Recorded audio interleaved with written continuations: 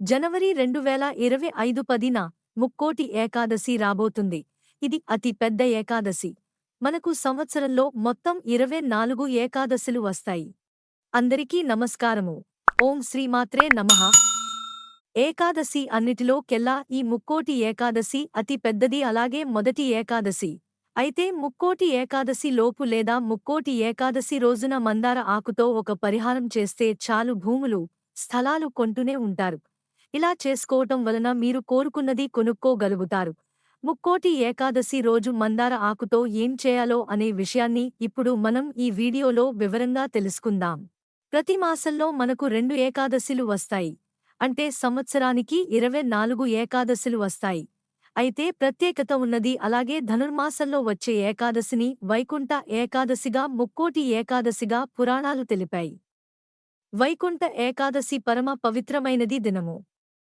సకల జగత్తుకు సృష్టి స్థితిలయ కారకుడైన శ్రీమన్నారాయణ ఉనికి ప్రతి ప్రీతిపాత్రమైన సుదీనం కూడా ఇదే. ఈ రోజు ఉపవాసం ఉంటే సంవత్సరంలో వచ్చే అన్ని ఏకాదశులలో ఉపవాసం ఉన్నంత ఫలితం లభిస్తుందని విష్ణుపురాణం చెప్తుంది.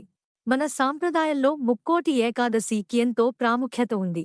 ఏకాదశి రోజున ఎవరైతే ఉపవాసాన్ని పాటిస్తారో వారికి ఎన్ని బాధలు, కష్టాలు ఉన్నా అవన్నీ కూడా తొలగిపోతాయి.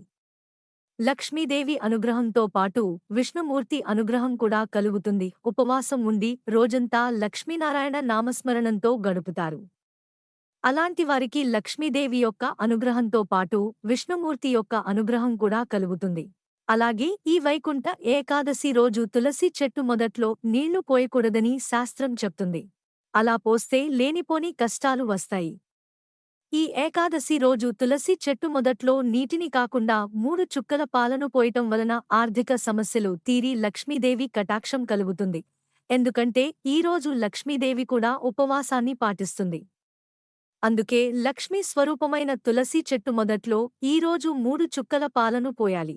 అదే విధంగా ఈ ఏకాదశి రోజు తప్పనిసరిగా ఒక్కసారైనా సరే ఇంట్లో శంఖాన్ని ఊదాలి. శంకు శబ్దం ఎక్కడ ఉంటుందో అక్కడ లక్ష్మీనారాయణ ఉంటారని శాస్త్రాలు చెప్తున్నాయి.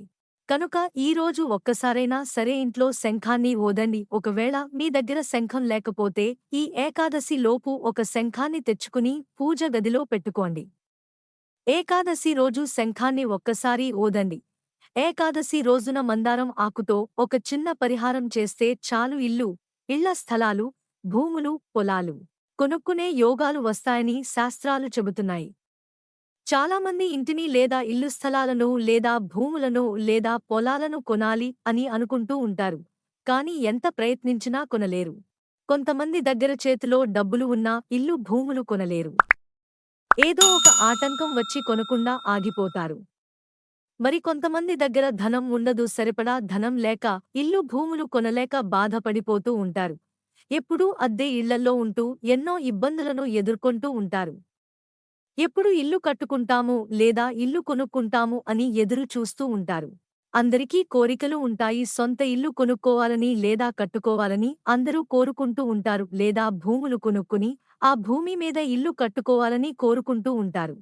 కానీ భూములు కొనుక్కోలేక, ఇల్లు కొనుక్కోలేక ఎంతో బాధపడుతూ ఉంటారు. అలాగే కొంతమంది రైతులు పొలాలు కొనాలని అనుకుంటూ ఉంటారు. ఇళ్ల స్థలాలు, పొలాలు కొనాలని కోరుకునే వారందరూ కూడా ఈ ఏకాదశి రోజు మందార ఆకుతో ఈ పరిహారం చేసి చూడండి, ఖచ్చితమైన ఫలితాలు వస్తాయి. ఇల్లు, భూములు, పొలాలు అమ్ముడుపోవటం లేదని బాధపడేవారు కూడా ఈ పరిహారం చేసుకుంటే ఖచ్చితంగా మంచి ఫలితం లభిస్తుంది. మందార చెట్టు ఆకు గురించి మనం ప్రత్యేకించి చెప్పుకోవలసిన అవసరమే లేదు. మందార చెట్టు అనేది దేవతావృక్షంగా పరిగణించబడుతుంది. మందార చెట్టు ఏ ఇంట్లో ఉంటుందో అక్కడ దేవతలు ప్రవేశిస్తూ ఉంటారని పురాణాలు చెప్తున్నాయి. శాస్త్రాలు ప్రకారం మందార చెట్టు ఎక్కడైతే ఉంటుందో అక్కడ దేవతలు నివసిస్తూ ఉంటారు. అందుకే మన ఇంట్లో మనం మందార చెట్టును పెంచుకుంటూ ఉంటాము. మందార చెట్టు అనేది చాలా పవిత్రమైనది. ఉదయం లేవగానే మందార చెట్టును చూస్తే చాలా మంచిదని కొన్ని శాస్త్రాలు కూడా చెబుతున్నాయి. మందార ఆకు చాలా పవిత్రమైనది. ప్రకృతి అనుగ్రహం సంపూర్ణముగా దానికి లభిస్తుంది. మనం చిన్న మందార కొమ్మను తెచ్చి పాతితే అదే మందార చెట్టుగా చక్కగా ఎదిగిపోతుంది. అందరూ కూడా ఈ మందార ఆకు పరిహారం చేసుకుంటే చాలా మంచిది. మన జీవితంలో ఉండే సగానికి సగం దరిద్రం, కష్ట నష్టాలు కూడా పోయి మనకి అన్ని రోజులు వస్తాయి. తప్పకుండా ఈ పరిహారం ఈ ఏకాదశి రోజు ఆచరించాలి. ఈ పరిహారం మనకు సిద్ధ సంవత్సరంలో చెప్పబడ్డ పరిహారం. ఇది అత్యంత శక్తివంతమైన పరిహారం. ఈ ముక్కోటి ఏకాదశి రోజు మీకు దగ్గరలో ఉన్న మందార చెట్టు దగ్గరకు వెళ్లి మందార చెట్టును తాకండి. తాకి మనసులోని సంకల్పం చెప్పుకోండి. మా అవసరం కోసం మేము ఈ ఆకులు తీసుకువెళ్తూ ఉన్నాము. ఈ ఆకు వల్ల మాకు మంచి జరగాలి, మా పరిహారం సిద్ధించాలి అని సంకల్పం చెప్పుకుని మందార ఆకులు తెచ్చుకుని అలా తెచ్చుకున్న తర్వాత ఆకులను నీళ్లతో శుభ్రంగా కడగాలి. ఈరోజు ఇంట్లో వెంకటేశ్వర స్వామిని గాని లేదా విష్ణుమూర్తిని గాని లేదా మీ ఇష్టదైవాన్ని కాని పూజించుకున్న తర్వాత దీపారాధన చేసుకున్న తర్వాత ఈ మందారం ఆకు పరిహారం చేసుకోవాలి. ఒకే ఒక్క మందార ఆకుని తీసుకుని దేవుడు ఫోటో ముందు పెట్టి ఆకు మీద ఎర్ర పప్పుని వెయ్యండి. ఈ పప్పుని మైసూర్ పప్పులు కూడా అంటారు. ఈ పప్పు మందార ఆకుపైన ఒక స్పూన్ వెయ్యాలి. ఆ తరువాత అందులో కొంచెం బెల్లాన్ని పెట్టండి, అంటే చిన్న బెల్లం ముక్క పెట్టండి. ఆకు మీద పట్టినంత బెల్లాన్ని పెట్టండి. బెల్లం, ఎర్రపప్పు ఈ రెండు కలిసి కొన్ని గ్రహస్థితులను మెరుగుపరుస్తాయి. మన జీవితంలో కొన్నిసార్లు మనం ఇబ్బందులను ఎదుర్కొంటూ ఉంటాము.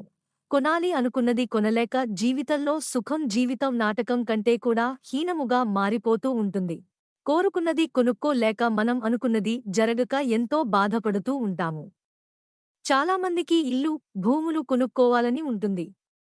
ఇలా భూములు, ఇళ్ల స్థలాలను కొనుక్కోవాలనుకునేవారు ఈ పరిహారం చేయండి. మందార ఆకు మీద ఎర్ర పప్పును, చిన్న బెల్లం ముక్కను పెట్టండి. దేవుడు ముందు వెంకటేశ్వర స్వామి ఫోటో ముందు పెట్టాలి. ఎందుకంటే ఎర్రపప్పుకు మన కోరికలను తీర్చే శక్తి ఉంది. దరిద్రాన్ని తరిమికొట్టే శక్తి ఉంది. బెల్లం ముక్క ధనాన్ని ఆకర్షిస్తుంది. బెల్లంతో పరిహారాలు చేస్తే గ్రహాలు అనుగ్రహించి భూములు కొనుక్కునే యోగాలు వస్తాయి. కాబట్టి ఈ రెండింటిని మందార ఆకు మీద పెట్టి మీ కోరికలను దేవుడికి సంకల్పం చెప్పుకోండి. ఇక కదపకుండా అక్కడే వదిలేయండి. 24 గంటల పాటు అక్కడే వదిలేయాలి. 24 గంటల తర్వాత ఈ మందార ఆకును తీసేసి దానిలోని పప్పును, బెల్లాన్ని మందార ఆకుతో సహా గోమాతకు తినిపించేయాలి. గోకు పెట్టడం వలన సకల దేవతల అనుగ్రహం కలిగి మీ కోరిక ఖచ్చితంగా నెరవేరుతుంది. ఒకవేళ మీకు దగ్గరలో గోమాత లేకపోతే పప్పును, బెల్లాన్ని పక్షులకు లేదా కాకులకు వేసేయండి. మందార ఆకులు నీటిలో కలిపేయండి.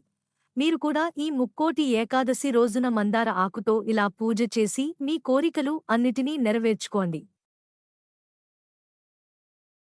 ఈ వీడియో కనుక మీకు నచ్చినట్లయితే ప్లీజ్ లైక్ చేసి మీ ఫ్రెండ్స్కి షేర్ చేయండి. అలాగే మా కొత్త వీడియోస్ మీకు వెంటనే చేరాలంటే మా ఛానల్ని సబ్స్క్రైబ్ చేసుకుని పక్కనే ఉన్న బెల్ ఐకాన్ని ప్రెస్ చేయండి. ధన్యవాదములు.